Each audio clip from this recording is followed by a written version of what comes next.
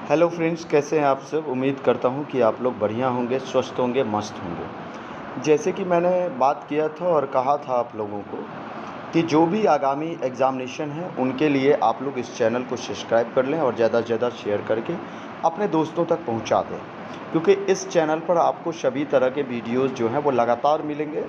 पहले टॉपिक करवाई जाएगी, उसके बाद उसी से रिलेटेड आपके ऑब्जेक्टिव टेस्ट सीरीज़ मरवाया जाएगा।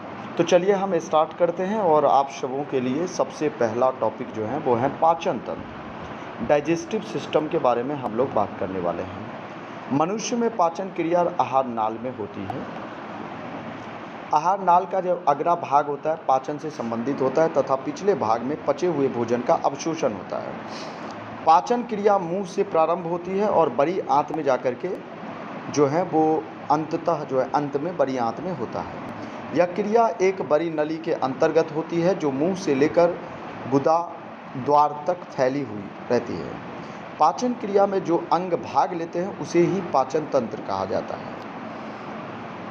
आहार नाल के प्रमुख भाग के बारे में अब हम अगले टॉपिक के बारे में पढ़ेंगे। मनुष्य के आहार नाल के भाग के बारे में बातें करते हैं। सबसे पहला मुख गुहा, दूसरा ग्रासनली है, तीसरा आमाशय है, चौथा आंत है। मुख गुहा मुंह में ग्रसनी के आरंभ तक के भाग को मुख गुहा कहा जाता है।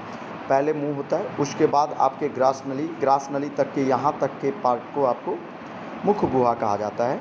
मुख गुहा के ऊपरी भाग को तालु कहते हैं। मुख गुहा के जो ऊपरी वाला पार्ट होता है उसको तालु कहा जाता है। मुख गुहा के ऊपरी तथा निचले दोनों में जबड़े होते हैं और जिसमें दांत होते हैं, और टोटल जो एक वयस्क व्यक्तियों के अंदर जो दांतों की संख्या होती है वो 32 होती है।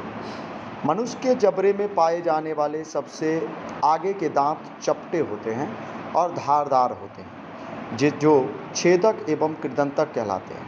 ये भोजन को काटने के कार्य करते हैं। रदनक जो होते हैं वो नुकीले दांत होते हैं जो भोजन को फाड़ने में काम करते हैं। मुख गुहा के फर्श पर एक मोटी व मसल जिह्वा होता है। जिह्वा तो ये मुख गुहा के अंदर ही होता है, जिसके अग्रभाग से आपको जीव जो होता है उसके अग्रभाग की अगर बात करें तो इस सबसे आगे वाला जो भाग होता है ये जी होता है।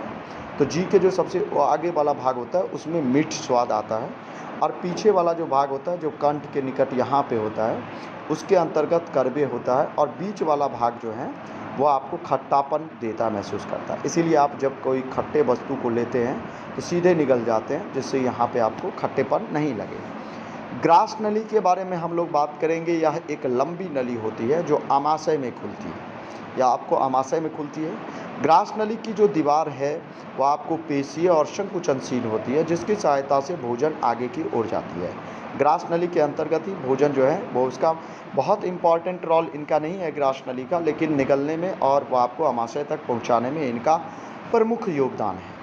आगे की हम बात करेंगे और अगला टॉपिक है स्टोमिक, आमाशय के बारे में बात करेंगे। मुख गुहा से भोजन आमाशय में जब पहुंचती है तो यह मांसल थैला की तरह होता है, जिसमें भोजन अस्थायी रूप में जमा होता है।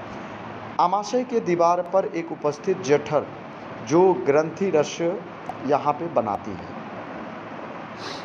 आपका जठर रस अम्लीय होता है। जठर रस जो होता है वो अम्लीय होता है। 47 से 99%, 4 से 5% इसमें HCl होता है, हाइड्रोक्लोरिक एसिड, पेप्सिन होता है, रेनिन होता है, गैस्ट्रिक लैपेज एंजाइम होते हैं जो भोजन को पचाने में सहायक होते हैं। तो यहाँ से आप सभी को पता चल गया होगा कि जठर रस जो होता है और वह आपके आमाशय के दीवार में जठर रस ग्रंथि जठर रस बनाती है जो हमारे भोजन को पचाने में सहायक होते हैं। अगर जठर रस की बात किया जाए तो 97% इसमें पानी ही होती है। उसके बाद HCl होता है, मतलब हाइड्रोक्लोरिक एसिड होती है, पेप्सिन होती है, रेनिन होती है, गैस्ट्रिक लाइपेज एंजाइम होते हैं जो भोजन के पचाने में सहायक होते हैं। आमाशय से खाद्य पदार्थ छोटी आंत में चला जाता है। सबसे पहले मुख में ही छोटे छोटे टुकड़ों में बांट दिया जाता है, उसके बाद ग्रसनी के थ्रू आपके आमाशय में पहुंचता है भोजन, जो एक थैली नुमा होता है। आगे टॉपिक जो है वो है आपका आंत, इंटेस्टाइन क्या है इसके बारे में हम लोग अध्ययन करेंगे। उसके बाद आंत का काम आता है। आंत दो प्रकार के होते हैं, एक छोटी आंत और एक बड़ी आंत होती है। स्मॉल टेस्टाइन कहते हैं इसको। आमाशय से आने वाले जो कायम और तरल भोजन की पाचन छोटी आंत में होती है।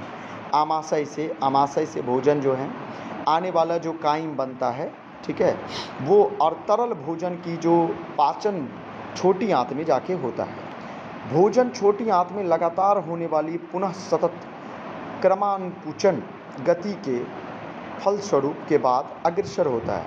ऐसी गति लगभग 1 सेकंड तक होती है तथा प्रत्येक गति के बाद कुछ सेकंड का विश्राम काल भी होता है। बड़ी आंत की अगर बात करें तो यह पाचन प्रणाली का अंतिम भाग है। इसमें मलाशय तक विस्तृत होता है।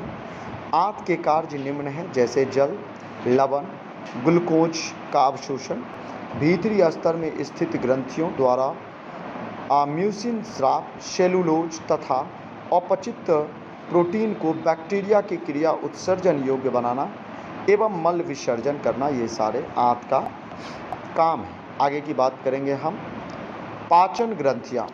पाचन ग्रंथियों में एक आता है, आपको यकृत के बारे में हम लोगों को पढ़ना है। यकृत या जिगर, इसको जिगर भी कहा जाता है, शरीर की सबसे बड़ी ग्रंथि यही है। इसका वजन 1.2